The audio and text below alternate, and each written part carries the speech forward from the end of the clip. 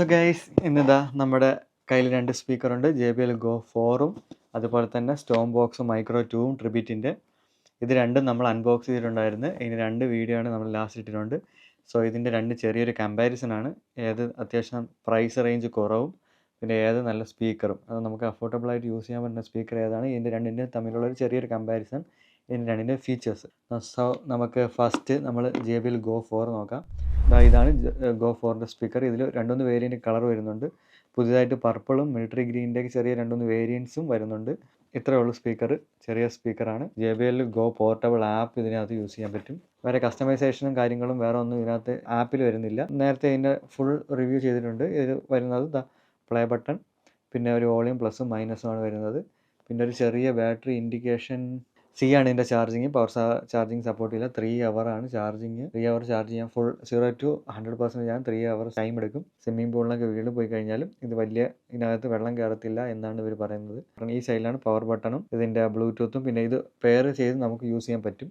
Bluetooth ബാക്കി സ്പീക്കറിൻ്റെ കൂടെ ഇത് പെയർ ചെയ്ത് യൂസ് ചെയ്യാൻ പറ്റും. ലാസ്റ്റ് മോഡലുകൾക്ക് ഇത് പറ്റൂലായിരുന്നു. അതായത് നമ്മുടെ Go 2ഉം 3ക്കൊന്നും ഇത് പറ്റില്ല. ഇത് 4 ആണ്. അതിൻ്റെ അപ്ഡേറ്റഡ് വേർഷനാണ് Go 4. ചാർജിങ് ടൈം എന്ന് പറയുമ്പോഴത്തേക്ക് നമുക്ക് 7 hours ചാർജ് നിൽക്കും എന്നാണ് പറയുന്നത്. പക്ഷേ ഇത് 4 to 5 hours കണ്ടിന്യൂ യൂസ് ചെയ്യണമെന്നുണ്ടെങ്കിൽ ഒരു 4 to 5 hours വരെയൊക്കെ നിൽക്കത്തുള്ളൂ.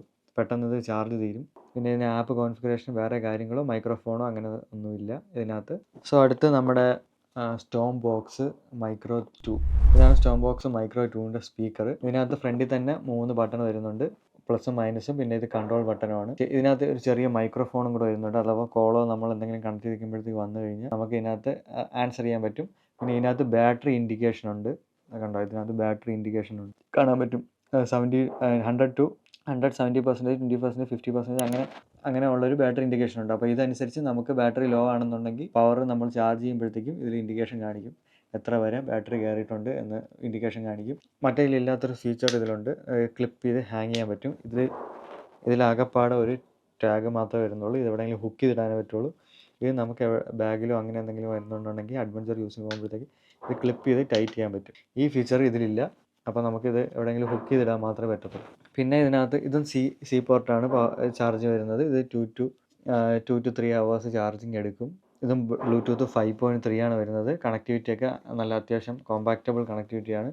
ഐഫോണുമായിട്ടൊക്കെ നല്ല കണക്റ്റഡ് ആണ്. ഐഫോൺ കണക്ട് ചെയ്യുമ്പോൾ തന്നെ നമ്മളതിൻ്റെ ചാർജിങ് ഇൻഡിക്കേഷനും ബാക്കി കാര്യങ്ങളെല്ലാം കാണിക്കും. അത് JBL Go 4 ഇല്ല. പിന്നെ ഇതിൻ്റെ ഒരു ബെസ്റ്റ് ഫീച്ചർ എന്ന് പറഞ്ഞു കഴിഞ്ഞാൽ നമ്മൾ 3 to 2 hours ചാർജ് ചെയ്ത് കഴിഞ്ഞാൽ നമുക്ക് 12 hours ചാർജ് ബാക്കപ്പ് കിട്ടും. ഇത് നമുക്ക് കിട്ടുകയാണെന്നുണ്ടെങ്കിൽ ഒരു അത്യാവശ്യം ഒരു 5 hours മാക്സിമം പോയി കഴിഞ്ഞാൽ ഒരു 5 hours ആണ് നമ്മൾ JBL ഈ Go 4ന് ചാർജ് കിട്ടുന്നത്. ഇതൊരു 12 hours കിട്ടും. 12 hours പറഞ്ഞു കഴിഞ്ഞാൽ കണ്ടിന്യൂ യൂസ് ചെയ്യണമെന്നുണ്ടെങ്കിൽ ഒരു 8 to 10 hours എങ്കിലും നമുക്കിത് ചാർജ് കിട്ടും. ഹൈ ബാസോ ഹൈ ട്രിബിളോ ഒന്നും ഇല്ലാത്ത ഒരു ബേസിക് സ്പീക്കർ ആയിട്ട് വേണമെങ്കിൽ നമുക്കിത് യൂസ് ചെയ്യാം. അഡ്വഞ്ചർ ട്രിപ്പിനൊക്കെ പോകുമ്പോഴത്തേക്ക്, നമുക്ക് പുറത്ത് അങ്ങനെ എന്തെങ്കിലും പോകുമ്പോഴത്തേക്ക്, റൂമിനകത്തൊക്കെ ആണെങ്കിൽ അത്യാവശ്യം നല്ല വോളിയം കിട്ടും. പക്ഷേ ഇതിൽ നിന്നും കുറച്ചും കൂടെ അത്യാവശ്യം നല്ല വോയിസും, നമ്മളെ JBL നിന്നും കുറച്ചും കൂടെ നല്ല വോയിസ് ഡിഫറൻസ് എനിക്കിത് ഫീൽ ചെയ്ത്. ട്രിബിറ്റ് കുറച്ചും കൂടെ ക്വാളിറ്റി ഉള്ളൊരു വോയിസ് നമ്മൾ സ്പോട്ടിഫൈ ഒക്കെ യൂസ് ചെയ്യുമ്പോൾ അല്ലെങ്കിൽ യൂട്യൂബ് മ്യൂസിക്കൊക്കെ യൂസ് ചെയ്യുമ്പോഴത്തേക്ക് കുറച്ചും കൂടെ ക്വാളിറ്റി ഡിഫറൻസ് നമുക്കറിയാൻ പറ്റും. ഇത് തമ്മിലുള്ള ഈ ബേസും ട്രിബിളൊക്കെ ഇത് ഒരേ ടോണിൽ ഇത് കേൾക്കുമെങ്കിൽ ഇതിലൊരു ചെറിയ ഡിഫറൻസും നമുക്ക് ആ ഒരു മ്യൂസിക് അനുസരിച്ച് നമുക്ക് ഫീൽ ചെയ്യും. ഇതൊക്കെയാണ് ഇതിൻ്റെ പ്രത്യേകതകൾ. പിന്നെ ഇത് കോൾ വന്നു കഴിഞ്ഞാൽ കട്ട് ചെയ്യാനും അതിനെല്ലാത്തിനുള്ള സ്വിച്ചാണ്. ഇത് കോൾ വന്നു കഴിഞ്ഞാൽ സ്പീക്കർ കട്ടാവും. പിന്നെ നമ്മൾ ഫോണിൽ മൈക്രോഫോൺ യൂസ് ചെയ്ത് തന്നെ ഇതിൽ കോളും ബാക്കി കാര്യങ്ങളെല്ലാം അറ്റൻഡ് ചെയ്യണം. അപ്പോൾ ഇതിന് മൈക്രോഫോൺ ഇല്ല, കോൾ വരുമ്പോഴെല്ലാം കട്ടാവുന്നുണ്ട്. ഇത് പ്രൈസ് റേഞ്ച് വരുന്നത് ഒരു 2000 to 3000. ഫ്ലിപ്കാർട്ട്, ആമസോൺ, അതായത് eBay ഓരോരുത്തും ഓരോ റേഞ്ചാണ് വരുന്നത്. ഇതിൽ നിന്നും 1000 റേഞ്ച് കൂടുതലാണ്. ഇത് പൗണ്ട് ആണെങ്കിൽ ഇതൊരു 40 pound വരുമെങ്കിലും ഇതൊരു 60 pound വരും. ഇത് ഒരു ലോ ബഡ്ജറ്റ് സ്പീക്കറും ഇതിൽ നിന്നൊരു ചെറിയൊരു പെർസെൻറ്റേജ് കൂടുതലാണ് ബഡ്ജറ്റ് ഇതിൽ നിന്നും. പക്ഷേ ഇതിനകത്ത് ഒരുപാട് ഫീച്ചേഴ്സ് വരുന്നുണ്ട്. ഇതിൻ്റെ ട്രിബിറ്റിൻ്റെ ആപ്പ് സപ്പോർട്ട് ചെയ്യുന്നുണ്ട്. ട്രിബിറ്റിൻ്റെ ആപ്പിനകത്ത് തന്നെ നമുക്ക് ഒരുപാട് കസ്റ്റമൈസേഷൻ വരുന്നുണ്ട്. ബേസും നമ്മളെ ഫുള്ളി ഈക്വലൈസേഷൻ, ഫുൾ കസ്റ്റമൈസേഷൻ വരുന്നുണ്ട്. ഇതിൻ്റെ പോർട്ടബിൾ ആപ്പിൽ ഒരുപാട് കസ്റ്റമൈസേഷൻ ഒന്നുമില്ല. ഒരു ബേസും ട്രിബിളും ഷെഡ്യൂൾഡ് കസ്റ്റമൈസേഷൻ മാത്രമേ ഇതിനകത്തുള്ളൂ. ഇത് നല്ല വൈഡ് റേഞ്ച് ഓഫ് കസ്റ്റമൈസേഷൻ ഉണ്ട്. പിന്നെ ഇത് ആപ്പിൾ ഡിവൈസസ് ആയിട്ടൊക്കെ നല്ല കോമ്പാക്റ്റബിളാണ്. ചാർജിങ് ബാക്കി ഇൻഡിക്കേഷനും ബാക്കിയെല്ലാം നമ്മളെ ഫോണിൽ തന്നെ കാണിക്കും. ഇത് കണക്ട് ചെയ്യുമ്പോഴത്തേന് നമുക്ക് നമ്മളെ iWatchും നമ്മളെ എയർപോഡൊക്കെ കാണിക്കുന്ന പോലെ തന്നെ ഇതിലും ചാർജിങ് ഇൻഡിക്കേഷൻ കാണിക്കും. ഇതങ്ങനെ കാണിക്കത്തൊന്നുമില്ല. പോർട്ടബിൾ ആപ്പിൽ കയറി നോക്കിക്കഴിഞ്ഞാൽ നമുക്ക് എത്ര ചാർജിങ് ഉണ്ടെന്ന് അറിയാൻ പറ്റും.